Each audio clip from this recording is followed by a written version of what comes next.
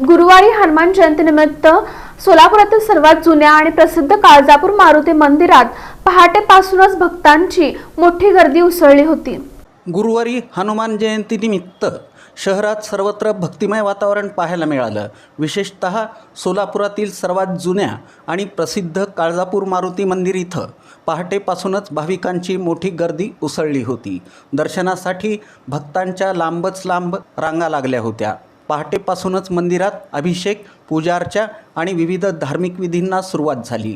भाविकांनी मनोभावे मारुतीरायांचं दर्शन घेतलं आणि अभिषेक करून आपल्या श्रद्धा व्यक्त केल्या। जय हनुमानच्या घोषणांनी मंदिर परिसर दुमदुमून गेला होता। हनुमान जयंतीच्या निमित्तानं सोलापूर शहरातील सर्वच हनुमान मंदिरांमध्ये विशेष कार्यक्रमांचं आयोजन करण्यात आलं होतं।